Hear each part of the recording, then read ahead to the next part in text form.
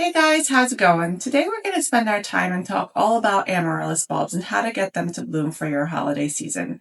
We're going to talk about different planting mediums that you could be using. We're going to talk about how to store them throughout the year to get them to bloom again for your holiday season, and just some other tips and tricks that you may not know already. So if you're interested in any of that, grab your coffee, sit back, and let's get to work. Come on. In a previous video, I had talked about how I store amaryllis bulbs from previous years. So once they are done blooming, they basically just become regular houseplants and just have a lot of green foliage. I make sure to keep them in indirect sunlight, and in the summertime I put them outside because that green foliage really helps the bulb recharge and keep it very healthy. Amaryllis bulbs also tend to be heavy feeders, so if you want them to be reblooming year over year, you want to make sure you keep them fertilized on a regular basis. I tend to use fish fertilizer, but you can use whatever you prefer. The rule of thumb is the larger the bulb, the more bloom stalks you're going to have. The smaller the bulb, obviously the smaller bloom stalks you're going to have. If you notice that your amaryllis bulb starts off really large and then year over year gets smaller and smaller, one of two things is happening. It's either not getting enough sunlight, and so it's not recharging the bulb enough, or you're not fertilizing enough. So you just want to make sure that you keep those two things in mind throughout the year before pulling them out for the holiday season. Now, how do I get previous year's amaryllis bulbs to rebloom for the holidays? So this can be a little bit tricky. What I do is I pull them out of the soil around late August, early September, and I end up storing them in a crate in my basement in a cool, dry place. Storing them in a cool, dry place makes the bulbs go dormant, so the leaves end up falling off.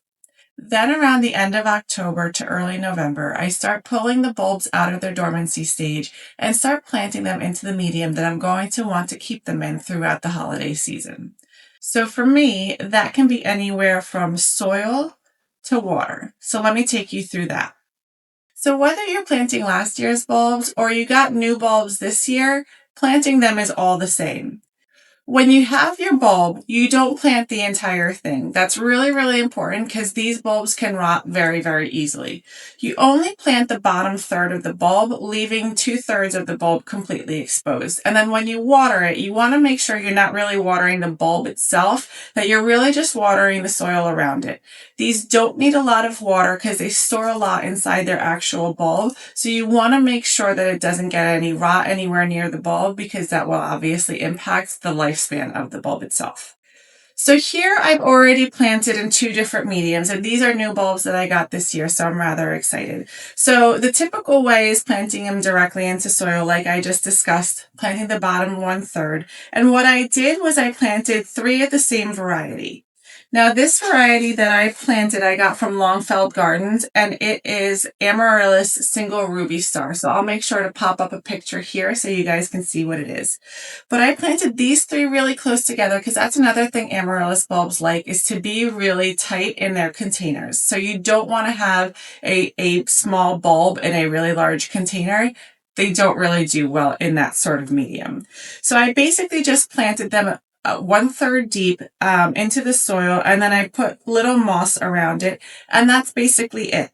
What I am going to need to do here is make sure that once it starts blooming, sometimes those bloom stalks can get really, really heavy. So I'm just going to need to make sure that it has some support so that it doesn't flop over or break off. Also from Longfeld Gardens, I got 2 of these Amaryllis Single Glee. And what I did was I planted them directly into this glass ice bucket, and I filled the ice bucket about, I would say, probably 1/3 of the way with water. So once again, the bulb itself is not sitting in water. It's just the roots that are going to be getting the water. If the bulb itself is sitting in water, like I had said previously, it's going to start to rot. So now what I also did was I went into my garden and I foraged some of these willow branches, which are nice and flexible and pliable. And I kind of made a little bit of a bird cage around it. So as these bloom start growing, it's going to have some support to lean on. Another thing that can sometimes happen with your bloom stalks of amaryllis is that they start getting crooked because they're bending towards the light. And literally all you have to do is turn them in the opposite direction to straighten out. And in less than a 24-hour period, they end up correcting themselves.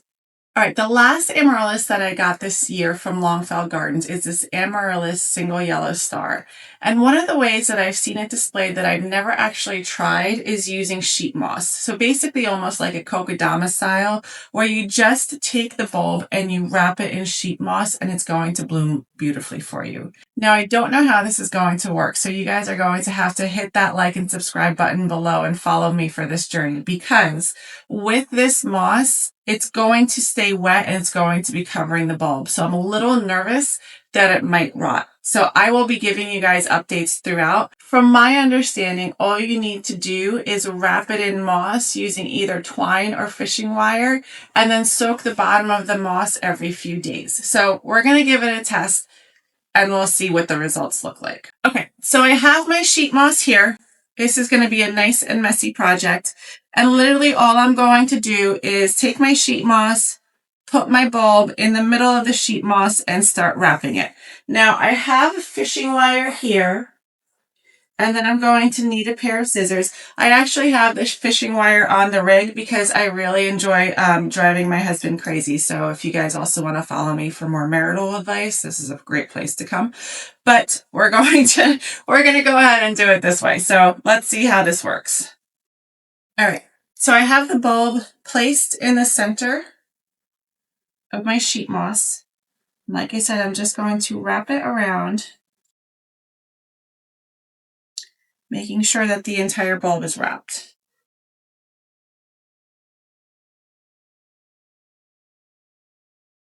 And this is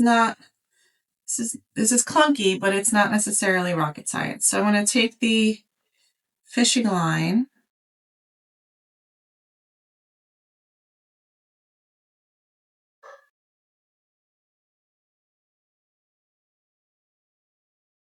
and just start wrapping it around. Now, like I said, I've seen people use twine.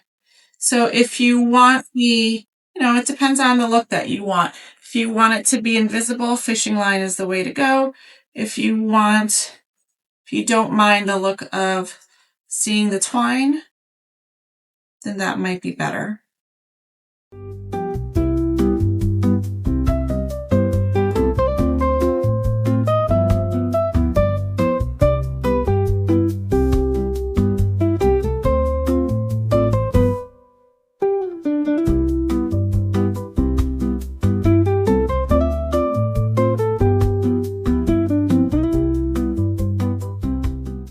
And then I'm just going to tie it off at the start.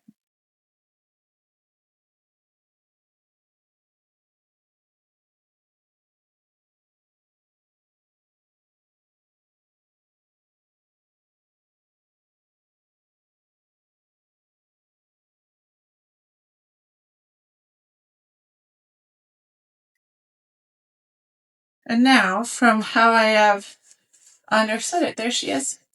Now, from what I have understood, all you need to do is water at the bottom. So I am going to keep her in this plate. Going to put some water at the bottom.